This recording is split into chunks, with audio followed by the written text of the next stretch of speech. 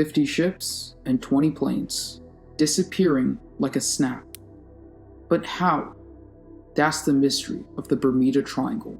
Also known as the Devil's Triangle, is a section of the North Atlantic Ocean off of North America. The area makes a triangular shape by connecting the Atlantic side of Florida, Bermuda, and Puerto Rico, and is known for its mystery. Reports of these unexplained occurrences in the region date all the way back to the 1800s. This region is a nautical nightmare, as ships were found abandoned for no reason, while others sent out one last distress signal before radio silence. However, it's also known for its flight disasters, where planes suddenly vanish, while the rescue planes also disappear when they arrive in the area. But the most intriguing fact is that no wreckage has been found. Now, this obviously leads to speculation. Theories about aliens, the supernatural, and other conspiracy theories have risen and gained prominence. But in reality, the answer is less exciting, yet intriguing. Now, the Bermuda Triangle has two deadly properties. First, it is located on the Agonic Line, an area where the difference between true north and magnetic north disappears. Basically, compasses do not function properly. Second, the area is located where storms from all directions converge, creating rogue waves, which are massive waves powerful enough to destroy all evidence of a ship or plane. However, the NOAA deems this area normal and states that there isn't an increase in frequency of disappearances. So why has this area specifically become so prominent? For that, we're going to have to take a look at the background and famous incidents. To understand what the Bermuda Triangle is, we have to take a look at the term's origin. Flight 19, a normal training flight by the US Navy that took a turn for the worse. Shortly after 2 p.m. on December 5, 1945, 5 TBM Avenger torpedo bombers departed from the US Naval Air Station at Fort Lauderdale in Florida for a routine navigational training flight with Lieutenant Charles C. Taylor acting as the flight's leader. Taylor was a seasoned pilot with 2,500 flying hours and multiple World War II combat tours in the Pacific. The plan was for the group of aircraft to fly to the east from the Florida coast, conduct bombing runs at a place called Hens and Chicken Shoals, turn north, then proceed over Grand Bahama Island. Finally, the flights were supposed to fly back to the naval station in Fort Lauderdale. Instead, this is what happened. On the first part of the flight, everything went as planned, as they dropped practice bombs, but trouble started when the group began to turn north. This is evident as Fort Lauderdale's flight tower received a message from a worried Taylor, who said that we seem to be off course and states that we cannot be sure where we are. Then, cold, hard silence for 10 minutes, followed by a distress from a pilot who started talking about the group's lack of direction and general uncertainty about the terrain, followed by another 20 minutes of radio silence. And then suddenly, the new lead pilot sent out a transmission explaining how lost the group is, and that was it. This led to the infamous rescue mission. Hearing this, the Navy station sent 2 PBM Mariner flying boats to Flight 19's last estimated position with rescue equipment. After 10 minutes into the rescue flight, they checked in with the tower, but that was the last time they were heard from. This will lead to one of the largest searches in all of history, with the Coast Guard, Navy, and Naval Aviation personnel thoroughly searching 250,000 square miles of the Atlantic and Gulf of Mexico for 5 straight days. But all they could find was a normal sea. No aviators, wreckage, life rafts, or even an oil slick from Flight 19 or the PBM Mariner. It truly seemed as though these planes just vanished into thin air. In total, 6 planes and 27 men were lost from the training and rescue mission. To a normal person, this will seem weird and the supernatural will be blamed, but taking in extra details will give you the actual picture. To understand why Flight 19 got lost, you have to understand who Lieutenant Taylor was. Before being stationed in Fort Lauderdale, Taylor was stationed in NAS Miami. Flight 19 occurred as soon as he was transferred, which caused him to be unfamiliar with the Bahamas. Additionally, he would arrive late for briefing and even requested to not fly, suggesting his inability to properly fly that day. But because no other instructors were available, his request was denied, already setting up the mission to be a failure. On the plane, Taylor was having difficulty with his compasses and didn't have a sense of time since there wasn't a clock. Taylor's confusion starts playing a huge role in this disaster in the last part of the mission. Mistaking the Bahamas for the Florida Keys, Taylor took control of the group and told them to fly north and later east. If they were actually in the Florida Keys, this would have worked and all the pilots would have come back safe. However, they weren't in the Florida Keys, they were in the Bahamas, and Taylor led the group of pilots into the Atlantic Ocean. It is believed that after fuel exhaustion, the pilots dropped their planes down into the December waters. However, the chance of survival was marginal, and the rough waves shrinked it even more, because the pilots knew that they wouldn't last long in the freezing water. Unfortunately, they couldn't beat the slim odds. Help never came in time. Rough waves destroyed their planes, and they were thrown into the dark depths of the sea, never to be seen again.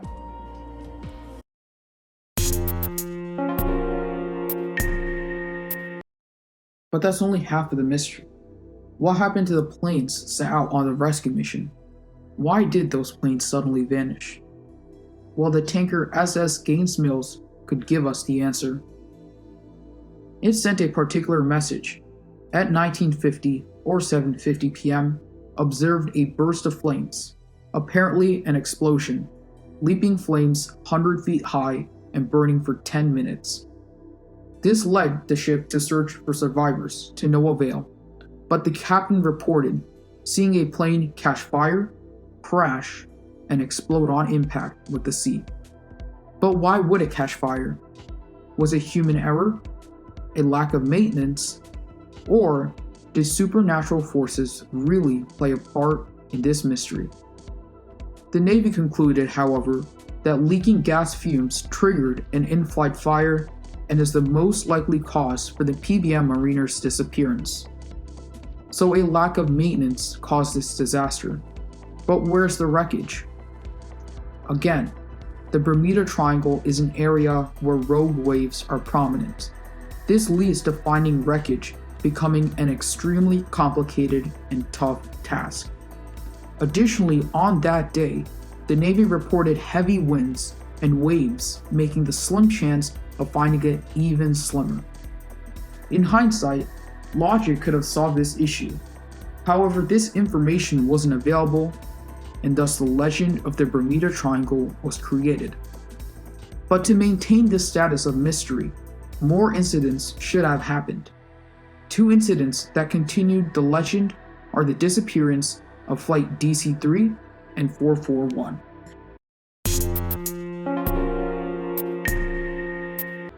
Let's start off with Flight DC-3. Douglas, Dakota, most commonly known as the DC-3, was an extremely reliable aircraft that was propeller-driven. This plane was usually used for traveling small distances and were utilitarian, as they were even used for spraying pesticide. For this specific flight, Captain Bog Lindquist set the flight up for failure due to his impatience. After one trip, the crew immediately noticed that the battery was low on water. Instead of following protocol and waiting for hours, Lindquist decided to charge the batteries in the air with the plane's own generator. They were cleared to fly and waited 11 minutes to solidify a good connection in the air. They would then transmit their flight position near Florida, and that was it. That was the last time the plane was heard from. Well, what happened then? There are 2 theories. First, an explosion. An explosion could have explained the aircraft disintegrating in the air with no trace. However, the Florida Keys are shallow, so the wreckage should have been found, even small parts. But no wreckage was found at all, meaning that this isn't a viable solution. The other theory is that the transmitter of the aircraft was faulty and caused linguists to miss the message from the Miami radio station. As a result, the plane could have been blown 40 to 50 miles off its course, got lost, run out of fuel, and crashed. Finally, the Gulf Stream would have dispersed all the debris and bodies. This is also improbable because when the captain last reported its position, it was 50 miles south of Florida. So the captain knew that they were off course and would have used the in-flight positioning instrument to fix the position of the flight. The real mystery of Flight DC-3 in the Bermuda Triangle still remains unsolved till this day. Now Flight 441. Flight 441 was a huge carrier that belonged to the US Navy and was very successful due to its speed. On October 30th, 1954, the flight took off from Patuxent River Naval Air Station, carrying 42 passengers, all naval officers and their families. Like many of the past Bermuda Triangle incidents, initially there was regular communication, and then suddenly, it was all silent. For Flight 441, the last transmission was received around 11:30 p.m.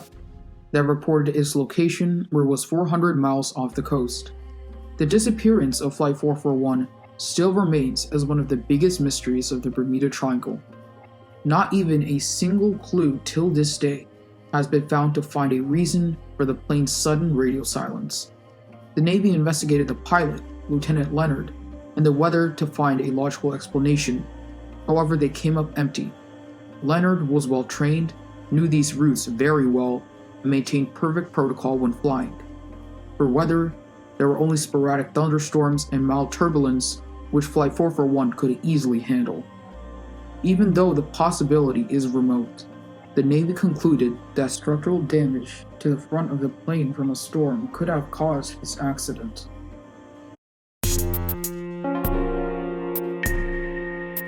There is one glaring similarity between these incidents: the lack of wreckage. This lack of evidence has increased the popularity for ghost stories about this piece of the sea. But when you take into account the eerie properties of the Bermuda Triangle, the Navy seems to be the reason no evidence was found. Water moves constantly, and in the Devil's Triangle, it moves even faster and in longer distances. This means that you won't find any evidence in the Bermuda Triangle. You would have to look in other areas.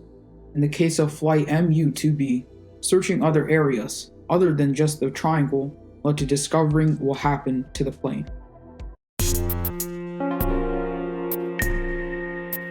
Flight MU-2B was owned by Jennifer Blumen, the CEO of an event management company.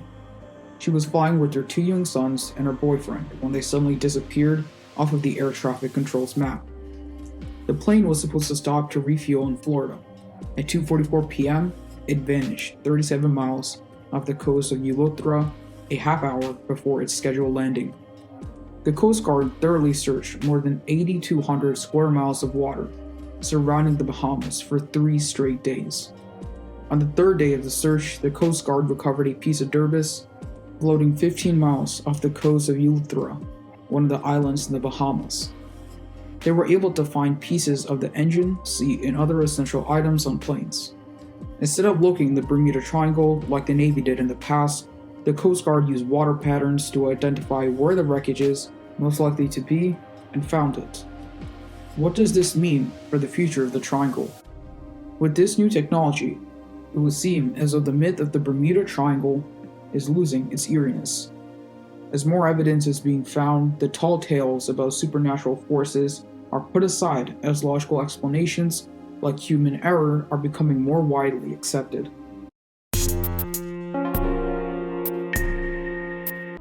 So, what is the Bermuda Triangle? Is it truly a region that ghosts and supernatural forces control? Or is it a myth to make up for a lack of evidence? It's the second option, because technology in the 19th and 20th century wasn't good enough to calculate ocean patterns and drifts. They weren't able to find the wreckage. But with current technology, the wreckage is being found, and the tail of the Bermuda Triangle is rotten away like the airplanes and ships that this region consumed.